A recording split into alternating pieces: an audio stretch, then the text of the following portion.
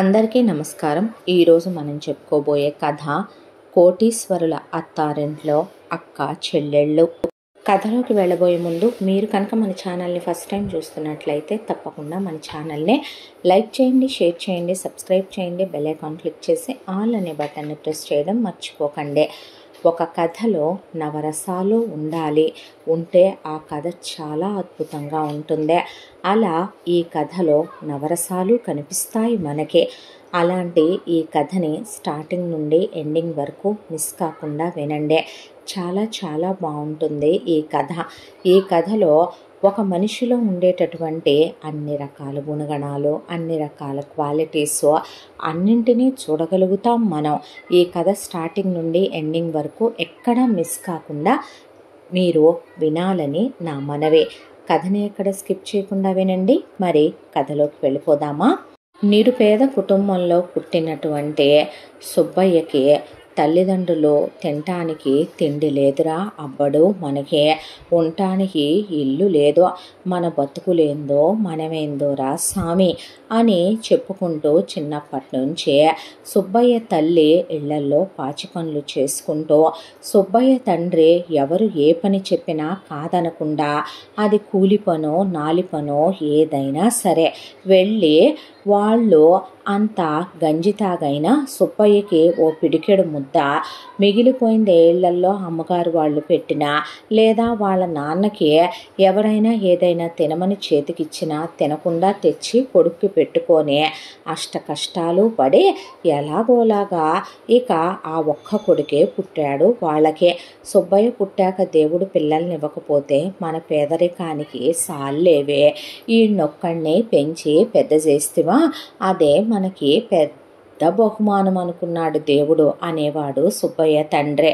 ఇక ఇలా సుబ్బయ్య పెరిగి స్కూల్ వయసుకు వచ్చేసరికి సుబ్బయ్యని గవర్నమెంట్ స్కూలు ఉంది కాబట్టి గవర్నమెంట్ స్కూల్లో ఒక పూట ముద్ద వెళ్ళిపోద్ది, ఫ్రీ బట్టలు ఉన్నాయి, దానితో పాటు ఫ్రీ పుస్తకాలు ఉన్నాయనే దాంతో చదువుకో అయ్యా, మాకెటు ఆ చదువు లేదు, నీవైనా చదువుకుంటే 4 అక్షముకలు వచ్చాయా కత్త జ్ఞానం వస్తుందిరా అయ్యా అని సుబ్బయ్యని స్కూలుకు పంపించేవాళ్ళు అమ్మ నాన్న. ఉండే గుడిసె సైతం అద్దెకుండేదే.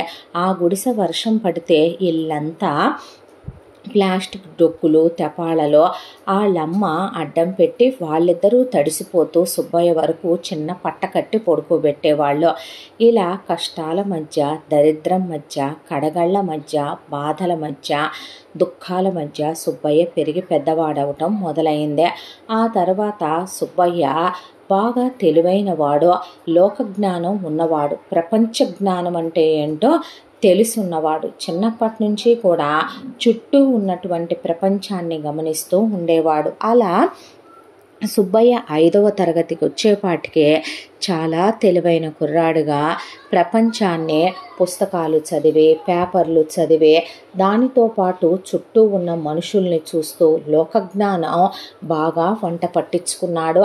ఆ తర్వాత 6వ తరగతికి రాగానే వాళ్ళ నాన్న ఆరోగ్యం పాడైపోయి మంచాన పడ్డాడు. వాళ్ళ అమ్మ ఒక్కటే ఇల్లు పోషించటానికి అవ్వట్లేదు. దాంతో పొద్దున్నే న్యూస్ పేపర్లు, పాల ప్యాకెట్లు వేయటానికి సైకిల్ ఒకటి అద్దెకి తీసుకుని ఆ సైకిల్ మీద వేసొచ్చే ఆ డబ్బులు అమ్మ చేతికి ఇచ్చేవాడు సుబ్బయ్య. కష్టాలు నరకాలు అంటే ఎలా ఉంటాయో వాటిల్లోనే పుట్టి పెరిగిన సుబ్బయ్యకి డబ్బులంటే విపరీతమైన ఇష్టం, విపరీతమైన ఆశ. కోటీశ్వరుడు కావాలనే, ఈ భూమినే ఏలాలనే, 100,000 కోట్ల రూపాయల డబ్బులు సంపాదించాలనే, పరువు ప్రతిష్ట పదవి అన్నీ ఉండేలాగా ఎదగాలనే, గొప్ప గొప్ప వాళ్ళ గురించే ఎన్నో తెలియని విషయాలు తెలుసుకుంటూ వాటితో పాటు షార్ట్ టైంలో కోటీశ్వర్లు అయిపోయిన వాళ్ళని గురించి కూడా బుక్స్లో చదువుతూ ఉండేవాడు. పిల్లలందరూ ఆటపాటల్లో ఉండే వయసు నుంచే సుబ్బయ్య విజన్ వేరేగా ఉండేదే.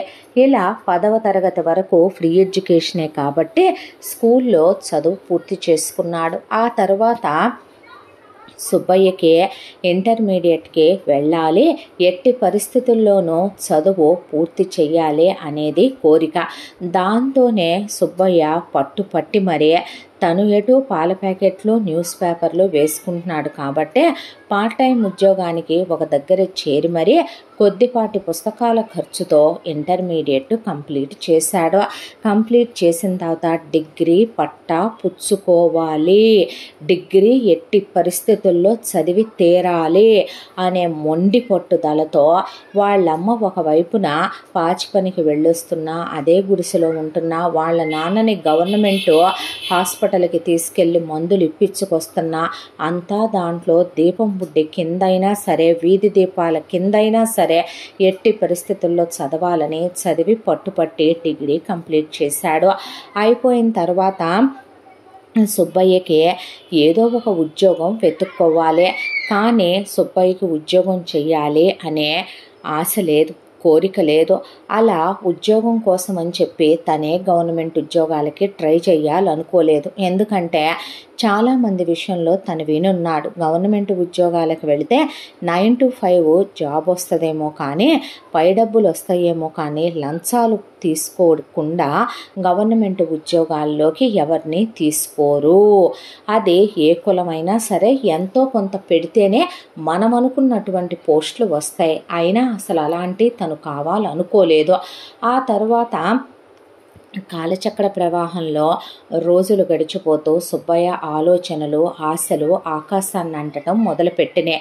ఈలోపు సుబ్బయ్య తల్లి ఉన్నట్టుండి పనికి వెళ్ళిన దగ్గర కాలు జారిపడి తొంటెముక నడువెముక ఇరిగిందే. ఆసుపత్రికి తీసుకెళ్లి చూపిస్తే కట్లు గట్టి పంపారు. ఒకవైపున తండ్రికి అన్నీ ఎత్తిపోసుకోవాలి, తల్లికి అన్నీ ఎత్తిపోసుకొని చూసుకోవాలి, కుడి చెయ్యి ఎడం చెయ్యి తేడా లేకుండా చేసుకోవాలి. ఇక ఇలా అయ్యే పని కాదులేమనమని చెప్పి వచ్చిపోయే చుట్టాలు బంధువులు పెళ్లి చేసుకో సుబ్బడు అనేసరికి నిరుపేద కుటుంబంలో పుట్టి పెరిగిన రాజ్యాన్ని పుస్తు కూడా కొనివ్వలేని స్థితిలో ఉన్నారు వాళ్ళ అమ్మా నాన్నలు. పసుపు కొమ్ము కట్టి తనే ఒక కోక కొనిచ్చే రాజ్యాన్ని పెళ్లి చేసుకుని గుడిసెకి తీసుకొచ్చాడు.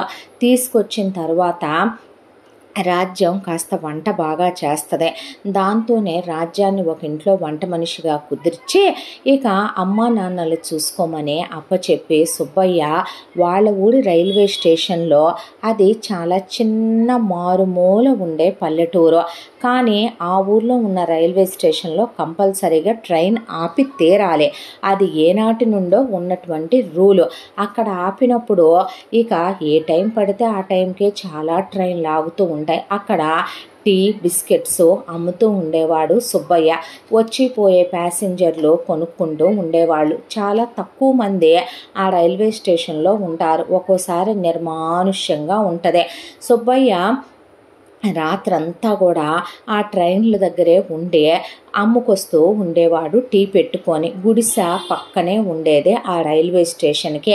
ఆ తర్వాత సుబ్బయ్య రాజ్యాన్ని పెళ్లి చేసుకున్నాక రాజ్యానికి డబ్బులంటే మహాప్రాణం, మహా ఇష్టం.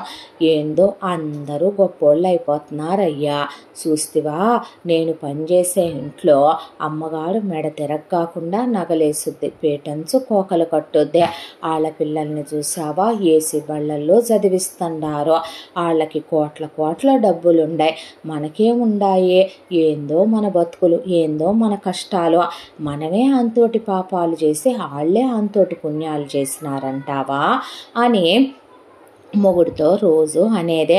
ఇలా కొంతకాలానికే సుబ్బయ్య తండ్రి తల్లి ఇద్దరు మంచంలో పోయారు. అంత్యక్రియలు జరిపించటానికి కూడా డబ్బులు లేని దరిద్ర దౌర్భాగ్యాల్లో ఉన్న సుబ్బయ్య తల్లిదండ్రుల శవాల్ని తన కళ్ళ ముందే మున్సిపాలిటీ వాళ్ళు తీసుకెళ్తుంటే అలా దుఃఖంతో నిలబడిపోయి చూస్తూ ఉండిపోయారు భార్యాభర్తలు. శవాన్ని తగలబెట్టడానికి కూడా వీళ్ళ దగ్గర డబ్బులు లేక ఆ తర్వాత ఈ కష్టాలు, ఈ కడగళ్ళు, ఈ బాధలు అనే ఒకవైపున రాజ్యం పనిచేసే చోట చూస్తేనేమో రాజ్యంతో ఆ ఇంటి ఓనరు తప్పుగా బిహేవ్ చేశాడు.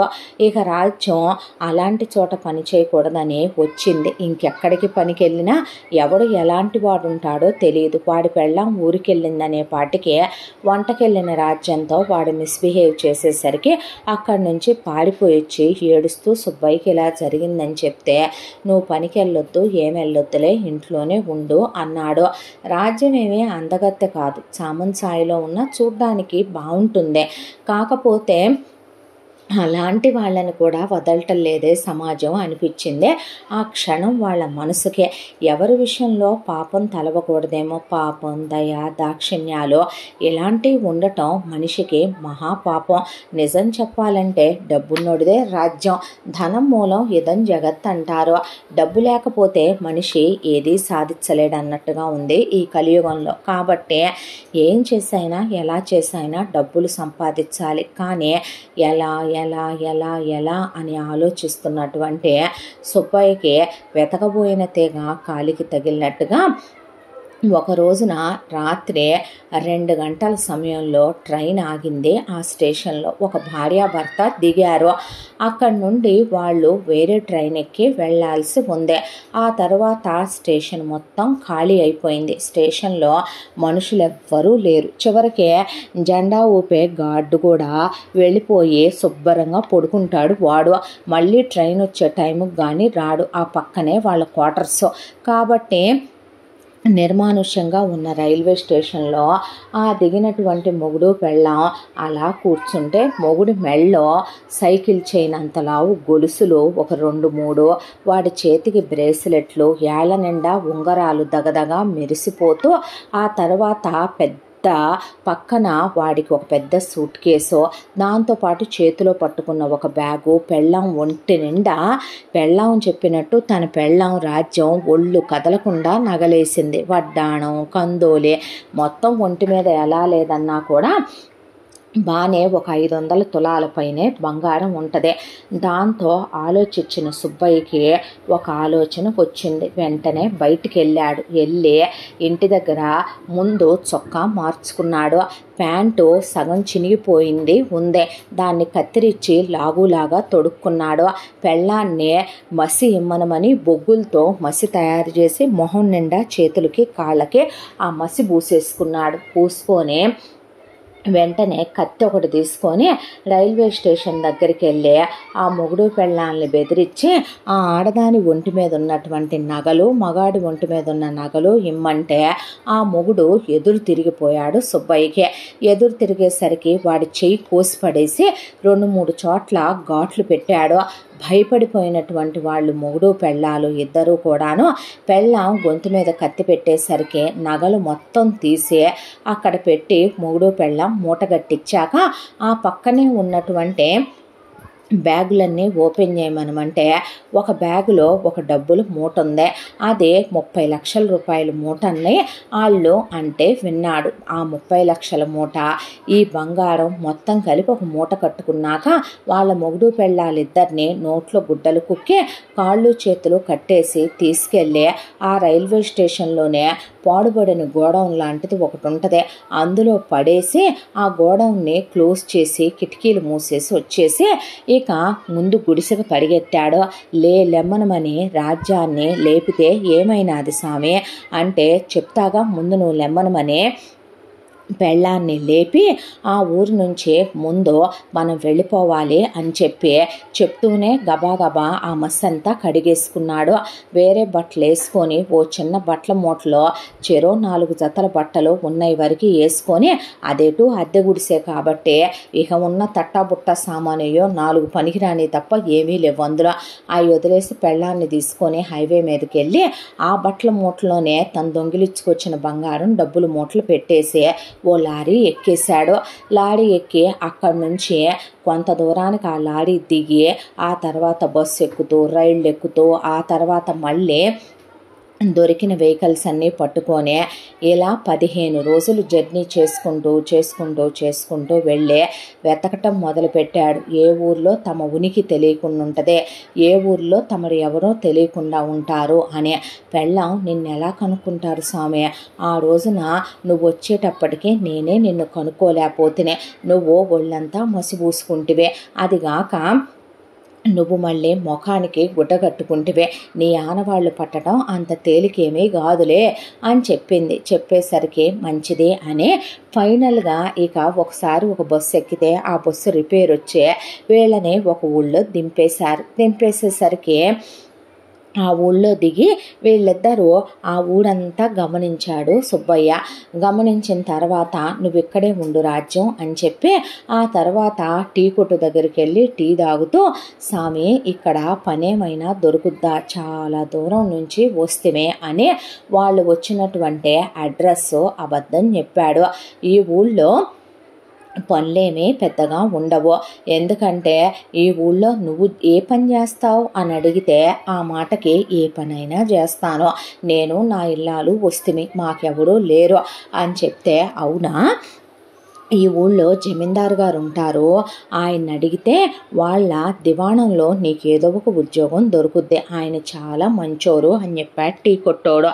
ఆ తర్వాత ఆ ఊరంతా గమనిస్తే చాలా సస్యశ్యామలంగా కళకళలాడిపోతూ పిల్లలందరూ చదువుకుంటూ గుళ్ళో అర్చనలు అభిషేకాలు జరుగుతూ గుళ్ళోకి వెళ్ళి వీళ్ళుంటే ప్రసాదాలే 4-5 రకాలు పెట్టాడు గుళ్ళో పూజారి గారు. ఆ తర్వాత ఆ ఊర్లో చూస్తే ఆడవాళ్ళందరూ నగలు కళకళలాడిపోతూ ఒకే ఒక్క సారాయి దుకాణం ఉంది ఆ ఊళ్ళో. ఈ ఊరు మనం ఉండటానికి అనువుగా ఉంటుంది అని గుళ్ళోనే పెళ్ళాంతో ఈ రోజు నుంచి నేను సుబ్బణ్ణి కాదు, నువ్వు రాజ్యానివి కాదు అంటే, మరి నా పేరు రంజిత్తు, నీ పేరు పద్మ, అర్థమైందా, పద్మావతి అని చెప్పాడు. పద్మావతి, అలాగే ఇప్పుడు మన దగ్గర డబ్బులున్నాయి కదయ్యా, మనం ఆ డబ్బులు పెట్టి ఆ నగలన్నీ అమ్మేసి శుభ్రంగా మనము ఇక్కడ పొలం కొనుక్కొని ఒక ఇల్లు కట్టుకొని ఆ తర్వాత పిల్లల్ని కందాంగా స్వామి అనేసరికి వెంటనే మనం ఎక్కడి నుంచో వచ్చి మన అవతారాలు ఎలాగున్నాయి, అలాంటి మనం ఇప్పటికిప్పుడు బోల్డ్ డబ్బులు పెట్టి పొలాలు కొని ఇల్లు కడితే జనాలకు అనుమానం వచ్చుద్దే. కొన్నాళ్ల పాటు మన ఉనికిని తెలియనివ్వకుండా మనం పనివాళ్ళుగానే ఉండాలి. ఇక్కడ ముందైతే మనం ఉండటానికి ఒక జాగా ఎత్తుక్కుందాం, చుట్టుపక్కల ఏమీ లేనటువంటి జాగా పద అని చెప్పి అన్న తర్వాత సరేనని వెతుక్కుంటే ఒక ఇల్లుంది. ఆ ఇంట్లో ఇల్లుగల్లోళ్ళు 7 ఉండరయ్యా, ఇల్లు 2 గదులే ఉంటుంది, యాడ్నో ఉంటారు వాళ్ళు. కాకపోతే ఎప్పుడైనా వాళ్ళు పోయిన పెద్దలకి ఇక పిండ ప్రదానాలు ఆబ్దికాలు చేయటానికని ఇక్కడికి వచ్చిపోతూ ఉంటారు. ఒక గది వాళ్ళు ఉంచుకున్నారు, ఒక గది ఎవరికైనా అద్దెకిమ్మనమన్నారు. నెలకి ఎంత స్వామి అద్దె అంటే, మా ఊళ్ళో నీళ్ళ కొరత లేదబ్బాయి, ఇదా 500 రూపాయలు అద్దె అంటే, సరే స్వామి అని అడ్వాన్స్ ఇచ్చే ఆ గదిలో దిగాడు. ఆ చుట్టుపక్కల నిర్మానుష్యంగా అసలు ఏమీ లేవు. ఆ తర్వాత భయమేదా స్వామి అంటే, ఎందుకే నాను లేనా నీకు అని చెప్పిన తర్వాత, ఇప్పుడు ఏం చేద్దామంటావు అన్న తర్వాత, ముందు డబ్బు నీ కాడుంచు, నేను ఇప్పుడే వస్తాను అని చెప్పి నగల మూట తీసుకొని వెళ్ళి దొంగ బంగారం కొనేటటువంటి ఒకడిని గురించి ఆల్రెడీ తనంతకుముందు తెలుసుకొని ఉన్నాడు. వాడి దగ్గరికి వెళ్ళి అది అమ్మేసి క్యాష్ చేసుకొని డబ్బులు తీసుకొచ్చాడు. ఏం చేద్దాం ఈ డబ్బులు, బ్యాంకులో దాస్తావా, బ్యాంకులో దాయకూడదు అని చెప్పి ఒక రేకు పెట్టె తీసుకొని ఒక 7-8 ప్లాస్టిక్ కవర్స్లో పెట్టి ఆ రేకు పెట్టెలో పెట్టేసి ఆ రేకు పెట్టెని గొయ్యి తీసి గోతిలో తవ్వి దాని మీద ఒక మొక్కను నాటేశాడు. ఇది గుర్తు మనకే అన్నాక అట్టాగే అంది. అన్న తర్వాత, నువ్వు ఖాళీగా ఉండొద్దు, నేను ఖాళీగా ఉండను, ముందు నిన్ను పనిలో పెడతా పద అన్నాక, మళ్ళీ పనిలోనా సావే అనేపాటికి, ఇదివరకిట్లాగా పెట్టంలేవే, నువ్వు కంగారు పడకో అని ఇక తెల్లాడే పెళ్ళానికి 4 కుండలు బొచ్చులు కొనుక్కొచ్చిచ్చి, ఇక్కడ నువ్వు ఇప్పుడు మనం ఒక సంసారం చేస్తున్నట్టుగా పొయ్యి పెట్టి వంట వండు, కడుపుకు తినాలిగా ఓ ముద్ద అన్న తర్వాత అలాగే నంది. ఆ తర్వాత వెళ్ళి ఊళ్ళో ఎంక్వైరీ చేసుకొచ్చాడు.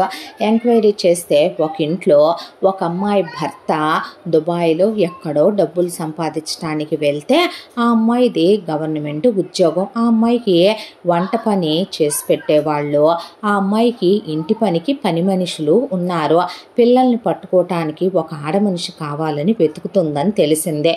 ఇదే అతనని తీసుకెళ్ళి పద్మావతిని అక్కడ పెట్టేశాడు. పెట్టిన తర్వాత, ఇక్కడే ఉండాలి, నువ్వు పిల్లల్ని చూసుకుంటూ, మళ్ళీ వెళ్తాను అది ఇది అంటే కుదరదు. అది కాదమ్మా నా పెనివిటే అంటే, అర్థమైందిలే కాపురం గోలేగా, ఒకవేళ మీ ఆయన వస్తే రాత్రి 9ంటికి వెళ్ళిపోయి, లేదా నువ్వు 10 ఆ టయానికి వెళ్ళిపోయి పొద్దున్నే 6 వచ్చేయి అని చెప్పింది.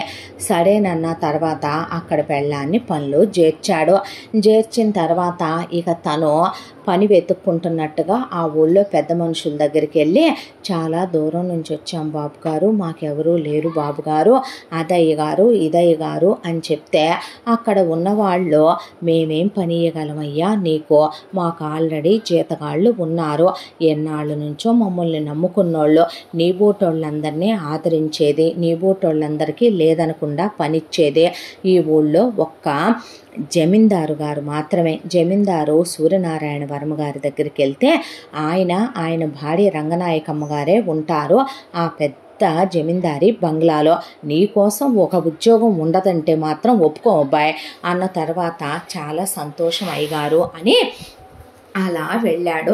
వెళ్ళి జమీందారి బంగ్లా ముందు అలా నుంచున్నాడు. రోడ్డు మీద నుంచొని ఆ బంగ్లా వైపు ఆ పాద మస్తకం చూసిన తర్వాత తను ఏదో ఒక రోజుకి ఈ బంగ్లాని సాధించాలి, ఎంత గొప్ప బంగ్లాలో తను ఉండాలి అని ఆశ కలిగేసింది. ఆ తర్వాత ఆ బంగ్లా వైపు అలా ఆ పాద మస్తకం చూస్తూ, ఎవరబ్బాయి నువ్వు అని అక్కడ వాళ్ళు అడిగితే అయ్యగారిని కలుద్దామని అనేసరికి సరే వెళ్ళు అన్నాక లోపలికి వెళ్ళి అక్కడ ర్యాకింగ్ చైర్లో సూర్యనారాయణ కూర్చొని సిగారు తాగుతున్నాడు. వెళ్ళి కాళ్ళ మీద పడిపోయి, అయ్యగారు మీరే నాకు దిక్కు అంటే, ఎవర్రా అబ్బి నువ్వు అని అడిగితే, చాలా దూరం నుంచి వచ్చామయ్యా, నేను నా ఇల్లాలు శోషకపోతుంది, ప్రాణం చేతిలో రూపాయి లేదయ్యా, పని చేసుకుందామంటే ఈ ఊళ్ళో మీరు ధర్మాత్ములని, మీరు తప్ప ఎవ్వరూ నాకింత పనియలేరని చేతులు ఎత్తేశారు స్వామి, అందుకే తమరి దగ్గరకు వచ్చాను అయ్యగారు, లేదు కాదు కూడదు అనకుండా అంత ఉద్యోగం ఇస్తే నేను నా ఆడోళ్ళు కలిసి అంత పొట్ట పోసుకుంటాం స్వామి అని చెప్పిన తర్వాత, సరే నీ భార్యను కూడా తీసుకురాపోయావా అని అంటూ లోపల నుంచి బయటకు వచ్చింది సూర్యనారాయణ భార్య రంగనాయకి. దండాలమ్మగోరు అని కాళ్ళకి దండం పెడితే ఆవిడ వేళ్లకున్న వజ్రాల మెట్టులు, అలాగే వజ్రాల కడియాలు, కాళ్ళకున్న పట్టీలు చూసి పైకెత్తితే గుళ్ళో అమ్మవారికి అలంకరించినన్ని నగలు పట్టుచీర వేసుకొని, వజ్రాల నగలు వేసుకొని ఉంది రంగనాయకి. సూర్యనారాయణ కాళ్ళకి బంగారపు గండ పెండేరాలు, చేతులకి కడియాలు, కంకణాలు, ఇక చెప్పాలంటే వాళ్ళ లెవెలే వేరు అన్నట్టుగా ఉన్నారు వాళ్ళు. ఆ తర్వాత సరేలేరా, నా చేతి కిందే ఉండు, నా పనులే చూసుకో నువ్వు, నాకు కాస్త చేతికర్ర తెచ్చివ్వటం, నాకు కాస్త పై పంచది తెచ్చివ్వటం, గొడుగు పట్టడం, నా కాళ్ళ ముందు చెప్పులేయటం, నాకు ఎప్పుడైనా మంచి తీర్థం కావాలంటే తెచ్చివ్వటం, నేను బయటికి వెళ్ళేటప్పుడు నాతో పాటు రావటం, ఇలా ఉండు నా కిందే అని ఆంతరంగిక పనివాడి కింద ఉద్యోగం దొరికేసింది అక్కడ రంజిత్కి. అయితే నీ పేరేంటి అని అడిగాడు సూర్యనారాయణ. రంజిత్ బాబు గారు అంటే, అదేం పేర్రా అని అడిగేపాటికి, అప్పట్లో మా నాన్న ఒక అయ్యగారి దగ్గర పనిచేస్తుండే, ఆ అయ్యగారి పేరు రంజిత్ కుమార్ గారు, ఆ అయ్యగారు పోనారు, ఆయన పోనారని అమ్మగారు నాకు, నేను అదే రోజున పుట్టినానని అయ్యగారు పుట్టినరోజున అమ్మగారిని పేరెట్టమని మా అయ్య పాదాల దగ్గర పండబెడితే అయ్యగారి పేరే గుర్తుగా పెట్టిందంట. మరీ కాకపోతే కూలి ఎదవలకి పనోళ్ళకి మన పేర్లు పెడతారా, బుద్ధి లేని ఇల్లాలు అన్నాడు సూర్యనారాయణ. ఆ మాటకి చివుక్కుమనే కళ్ళు ఎర్రగా మారిపోయినాయి ఒక్కసారే రంజిత్కి. మరే కుక్క వాకిట్లో ఉండాలి, చెప్పు కాలికి ఉండాలి, దూడ దొడ్లో ఉండాలి, హద్దులు దాటనిస్తే నెత్తికెక్కేవో అంద రంగనాయకి అనేపాటికి ఆహా అన్నట్టు అలా చూశాడు. వాళ్ళిద్దరి వైపు రంజిత్ చూసిన తర్వాత, నేనేంటో మీరెరగర్లే, కాలానికి తెలుసు నేనేంటో అనుకోనే అక్కడ పనిలో జాయిన్ అయిపోయాడు. ఆ ఇంట్లో మిగతా పని వాళ్ళంతా కూడా ఉదయం వచ్చే సాయంత్రానికి వెళ్ళిపోతారు. తను కాకుండా అదే ఇంట్లో కుమారి అని ఇంకో పనమ్మాయి ఉంటుంది. ఆ పనమ్మాయే ఇక సూర్యనారాయణ భార్య రంగనాయకి ఆంతరంగిక పని మనిషి. ఆ అమ్మాయి ఆవిడికి స్నానాలు చేయించటం, ఆవిడికి తలపట్లు వేయటం, ఆవిడికి మందులు అందించటం, ఆవిడికి భోజనం పెట్టేటప్పుడు పక్కనే నిలబడటం, ఆవిడికి ఏ పని కావాలన్నా, చేతి కింద ఏ సాయం కావాలన్నా అన్నీ ఆ కుమారే చూసుకుంటుంది. ఇటు సూర్యనారాయణ చేతి కింద పనివాడుగా చేరాడు రంజిత్. అక్కడ రంగనాయకి చేతి కింద కుమారి పని మనిషిగా ఉంది. ఇక వీళ్ళిద్దరూ మాత్రమే రోజు మొత్తం కూడా అక్కడే ఉండేదే. రాత్రుళ్ళు కూడా ఉండిపోరాదేమిట్రా అని కాళ్ళొత్తుకుంటే సూర్యనారాయణ అడిగాడు.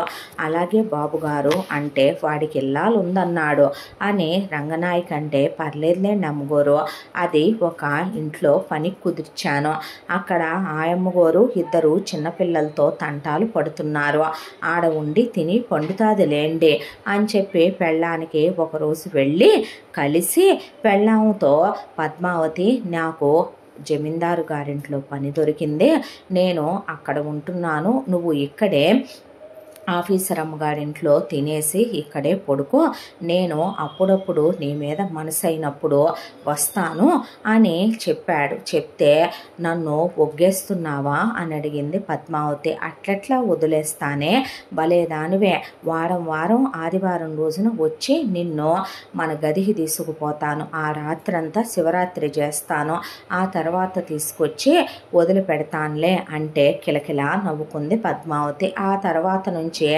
రంజిత్ జమీందారు గారి ఇంట్లో ఆంతరంగిక పనివాడు అయిపోయాడు.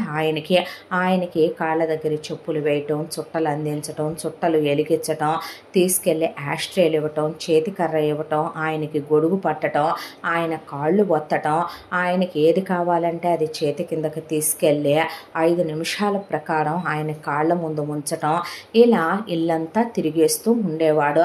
అలా ఇల్లంతా తిరుగుతున్నటువంటి రంజిత్కి ఆ జమీందారు విషయాలు తెలుసుకోవాలని, లోతుపాతుల్లోకి వెళ్ళాలనే ఆలోచన కలిగింది. దాంతో ఆ జమీందారు ఇంట్లో ఉండే విధానాన్ని గమనించడం మొదలుపెట్టాడు. ఖరీదైనటువంటి వెండి కుర్చీల్లో కూర్చోవటం, వాళ్ళు వెండి డైనింగ్ టేబుళ్ళ మీద బంగారు కంచాల్లో తినటం, లోపల ఉన్న వంటమ్మాయి రకరకాలు వండి తీసుకొని వెండి డిన్నర్ సెట్లో తెస్తే బంగారు కంచాల్లో మొగుడు పెళ్ళాం తినటం, వెండి మంచాల మీద పడుకోవటం, కాళ్ళకి వెండి చెప్పులు వేయటం, ఖరీదైన నగలు ఒంటి మీద వజ్రాలు రత్నాలు పొదిగిని వేసుకోవటం, దాంతోపాటు పెద్ద పెద్ద వాళ్ళంతా వచ్చి చేతులు కట్టుకొని ఆ జమీందారు సూర్యనారాయణ వర్మకి ఎక్కడా లేని మర్యాద ఇవ్వటం, పెద్ద పెద్ద ఎమ్మెల్యేలు ఎంపీలు కూడా వచ్చి మాట్లాడి వెళ్ళటం, ఆ చుట్టుపక్కల గ్రామాల్లో ఉన్న పెద్ద పెద్ద జమీందారులు షావుకారులు అందరూ వచ్చి అతనితో మంచి చెడు మాట్లాడి వెళ్ళటం, ఊళ్ళో ఏ మంచి చెడు జరిగిందన్నా అతన్నే పిలవటం, గుడికి వెళ్ళినప్పుడు పూర్ణ కుంభాలతో వీళ్ళకి స్వాగతాలు పలకటం, ఎక్కడ రోడ్డు మీద కనిపించినా తలపాగా తీసి చెప్పులు పక్కకిప్పేసి నుంచోనే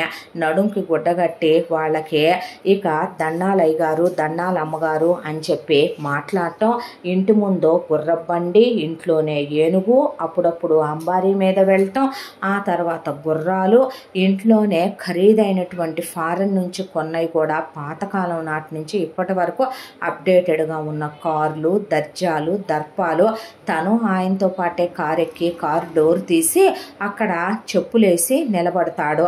ఇక అలా చాలా బాగా కలిసిపోయాడు సూర్యనారాయణ గారు.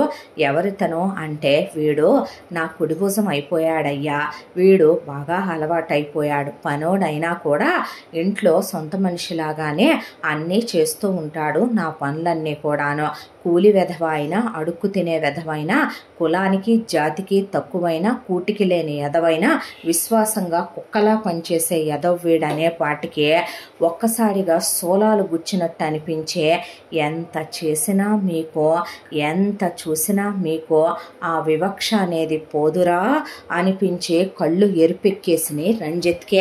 ఆ తర్వాత నుంచి లాయర్లు రావటం, లాయర్లు మాట్లాడటం, ఇక కౌలుదారులు రావటం, ఇవన్నీ గమనించి మెల్లిగా ఆస్తి వివరాల్లోకి వెళ్ళాడు రంజిత్. వెళితే జమీందారుకి 1000 ఎకరాల పొలాలు ఉన్నాయని, జమీందారుకి లెక్కలేనంత ఆస్తిపాస్తులు ఉన్నాయని, వ్యాపారాలు ఉన్నాయని, ఉన్నాయని, అసలు ఇది ఉంది ఇది లేదు అనకుండా వాళ్ళకి ఒక క్వారీయే ఉందని, దాంతోపాటు వాళ్ళకి ల్యాండ్లు ఉన్నాయని, పెద్ద పెద్ద హోటల్స్ ఉన్నాయని, మాల్స్ ఉన్నాయని, షాపింగ్ కాంప్లెక్స్లు ఉన్నాయని, తోటలు ఉన్నాయని, బట్టల మిల్లు దగ్గర మొదలుపెట్టి పప్పుల మిల్లు దాకా మిల్స్ అన్నీ ఉన్నాయని అతను వెళుతుంటే అతను వెంట ఇతను కూడా వెళ్ళి మొత్తం అన్నీ గమనించటం మొదలుపెట్టాడు. దానికి తోడు ఇంట్లో ఇల్లంతా తిరుగుతూ ప్రతి గది ప్రతి మూల అన్నీ సీసీ క్యామ్స్ కూడా అంత లోతుగా స్కాన్ చేయలేవేమో, బాంబు స్క్వాడ్ కూడా చేయలేరేమో, అంత లోతుగా ఆ ఇంట్లో inch by inch inch by inch inch by inch. కళ్ళు లేకపోయినా ధృతరాష్ట్రుడు సింహాసనానికి ఎన్ని మెట్లు ఉంటాయో, ఏ దారిలో వెళ్ళాలో, ఎటు వెళ్తే వెళ్తానో, మొత్తం హస్తినాపురం అంతా ఎన్ని యోజనాలో లెక్క నోటితో చెప్తాడన్నట్టుగా, అలాగే ఆ ఇంట్లో ఏ మూల ఏది ఎక్కడ అనేది కళ్ళ గంతలు కట్టి వదిలేసినా సరే తెలిసేంత కూలంకషంగా మొత్తం ఆ దివాణం అంతా ముందు తను బాగా అవపోసన పట్టేశాడు. ఆ తర్వాత ఇక అటు ఇటు వెళుతూ జమీందారు భార్య పెద్ద పెద్ద నగల పెట్టెలు తీసి ఆ నగల పెట్టెల్లో ఉన్నటువంటి నగలన్నీ తీసే వాళ్ళ దగ్గర దేవుడి నగలుంటాయి, పెద్ద బాక్సు. ఆ దేవుడి నగలు ఉత్సవాల్లో దేవుడికి అలంకరించి తెచ్చి మళ్ళీ ఇంట్లో పెడుతూ ఉంటారు. రత్న మణిమయ ఖచ్చితాలు పొదిగిన ఆభరణాలవే. దానికి తోడు ఆ ఇంట్లో ఆవిడ వేసుకునే నగలు అవి బొచ్చడు వార్డ్రోబులకే ఉన్నాయి. లెక్కలేనంత వెండి సామాను, బంగారు సామాను, ఇంట్లో బంగారు విగ్రహాలు, వాటికేసిన వజ్రాల నగలు మొత్తం అబ్జర్వ్ చేసుకురావటం, అన్నిటి గురించి తెలుసుకోవటం. తనది ఒక పుస్తకం పెట్టుకొని తను అక్కడే ఆ పుస్తకంలో ఎవరికీ తెలియని ఒక డీకోడ్ భాషలో తనే కొన్ని రకాలుగా ఆ బిల్డింగ్ ప్లాన్ దగ్గర నుంచి తెలుసుకున్న విషయాలన్నిటినీ అందులో కోడ్ లాంగ్వేజ్తో నింపుకొస్తూ ఉండేవాడు. ఆ తర్వాత అసలు జమీందారు హిస్టరీ గురించి కనుక్కుందామని మెల్లగా జమీందారు పక్కన దూరి వచ్చిన వాళ్ళకి కాఫీలు టీలు అందించి వాళ్ళ కాళ్ళ దగ్గర కూర్చొని వాళ్ళ కోసం, అయ్యగారు మొన్న మన తోటకెళ్ళిన దగ్గర ఇగోండి ఇవి ఉన్నాయని అమ్మగారు అయ్యగారు మీకు పళ్ళు ఇచ్చి రమ్మనమన్నారని, ఈరోజు విందుకు రమ్మని చెప్పమన్నారు అయ్యగారు అని వెళ్ళిన దగ్గర ఏమంటున్నారా మీ జమీందారు గారు అని వాళ్ళు అడిగితే, ఏముంది బాబు గారు మీ గురించి మీరు చాలా మంచోరని చెప్తా ఉంటారు మా అయ్యగారని అక్కడ కూర్చొని మెల్లగా అయ్యగారు డీటెయిల్స్ ఏంటని చెప్పి చక్కగా మెల్లగా వాళ్ళని ఒక్కొక్కటి ఇన్ఫర్మేషన్ సేకరిస్తూ వస్తే నమ్మిన బంటులాగా ఉంటున్నాడు. వాళ్ళు చెప్పకూడదనేంత తెలివితేటలు ఉన్నోళ్ళు ఎవరూ ఉండరు కాబట్టి మెల్లగా జమీందారుకి ఒక కొడుకని, జమీందారు కొడుకు ఫారెన్లో ఉంటాడని, జమీందారు కొడుక్కి బాగా డబ్బున్న ఒక అమ్మాయినిచ్చి పెళ్లి జరిపించారని,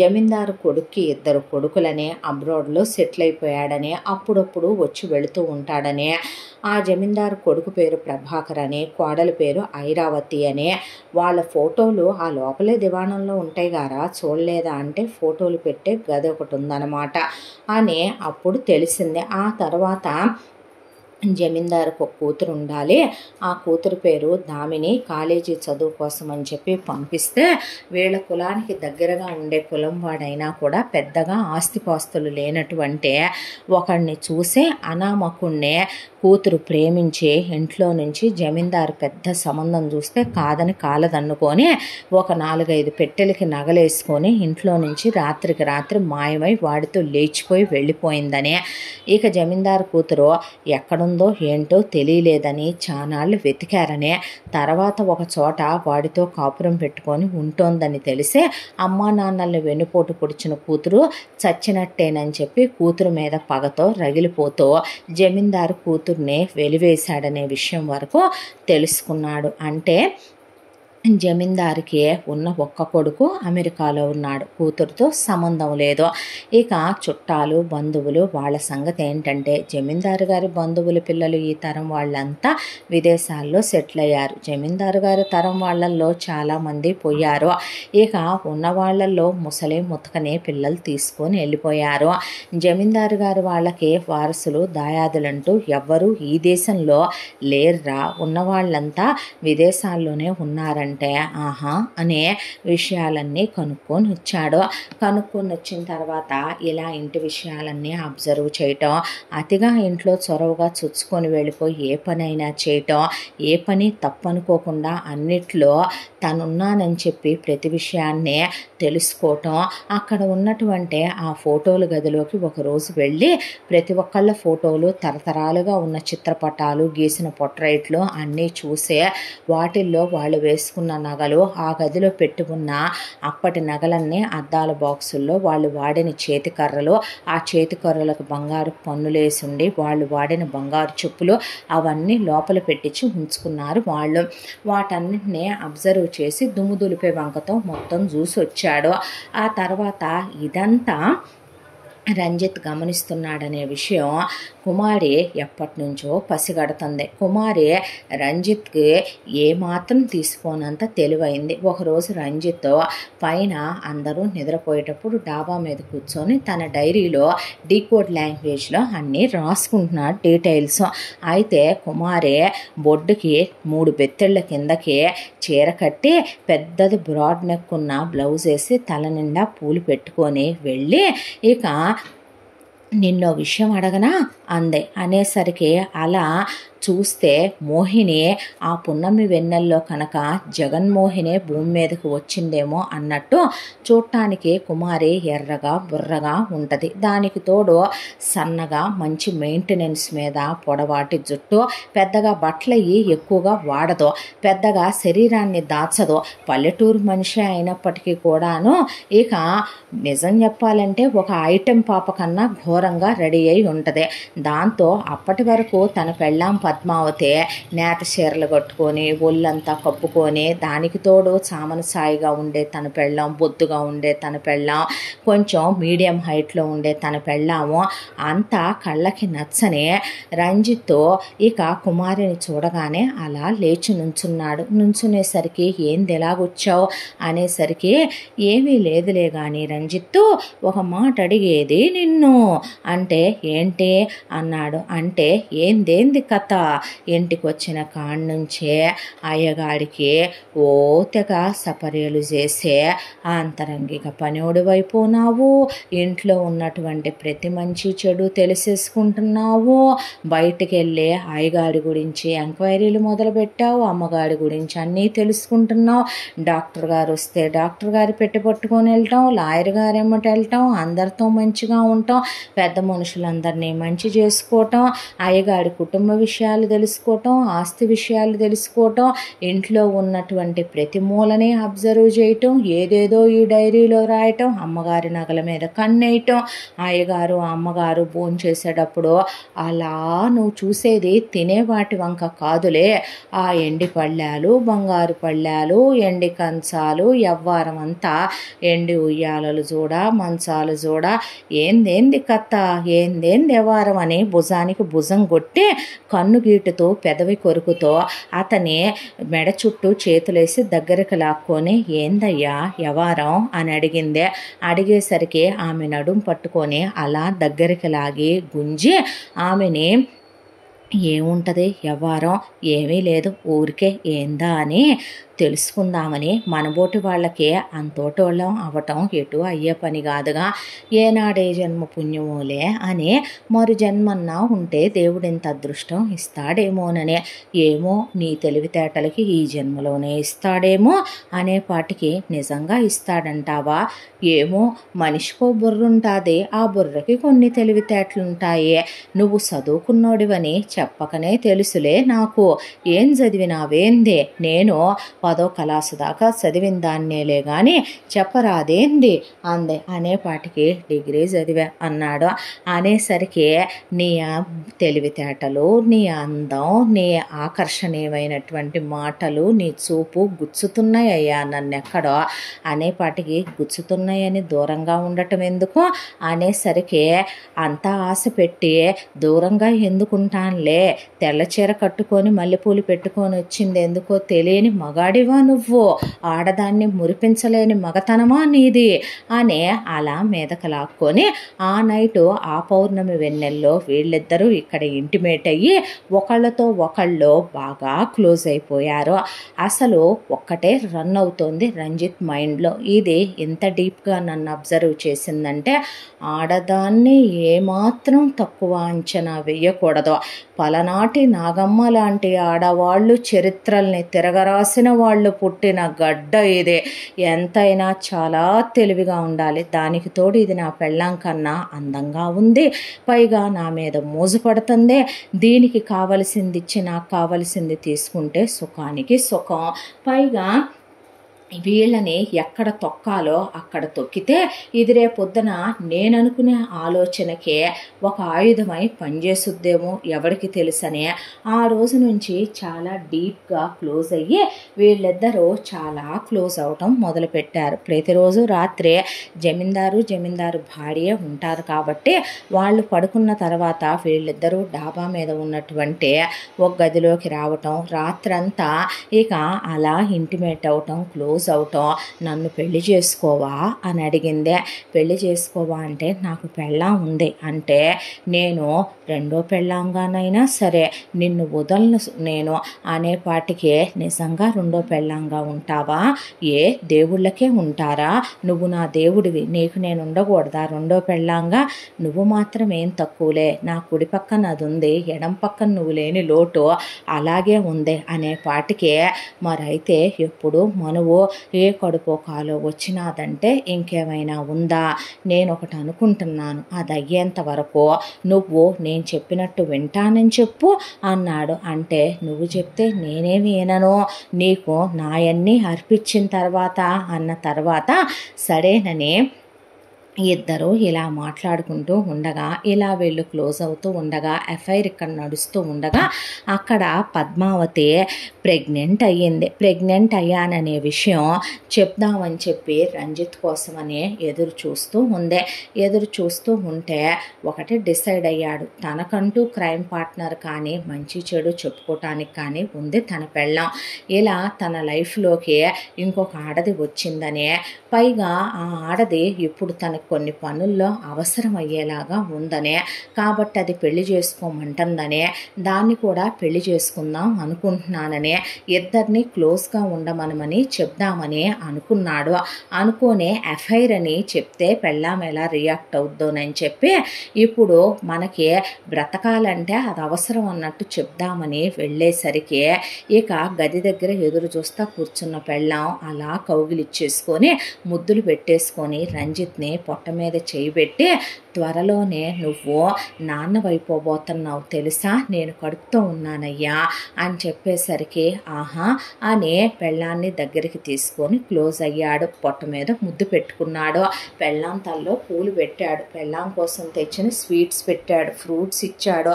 ఆ తర్వాత పెళ్ళాన్ని ఉంచమని చేతిలో ఓ 10,000 కట్ట పెడితే, ఎందుకు సామి అంది, ఉంచులేవే కాయ పండు తింటా ఉండు, నేను వచ్చెళ్తానే ఉంటాను అన్నాక, వద్దు నిన్ను మాట అడగనా అన్నాడు. ఏంటి అందే. అంటే ఏమీ లేదు, నాకు మొన్న అయ్యగారి దగ్గరికి ఒకళ్ళు వచ్చారులే. ఎవరు వచ్చారు, అబ్బా వస్తా పోతా ఉంటారు కదే జమీందారు గారి దగ్గరికి, వస్తే అందులో ఒక అతనికి భార్య ఉండగానే అతను ఇంకొక అమ్మాయి అతని మీద మోజుపడి మనసు పడిందని ఆ అమ్మాయితో అనుకోకుండా కాలు జారాడంట. ఇప్పుడు పెళ్ళానికి ఆ విషయం చెప్పి ఆయమ్మి కూడా పుస్తి కట్టమని అడుగుతుందంట. ఇద్దరిని పెళ్లి చేసుకుందాం అనుకుంటున్నాడంట, ఇద్దరిని కలిసి ఉండమని చెబుదాం అనుకుంటున్నాడంట.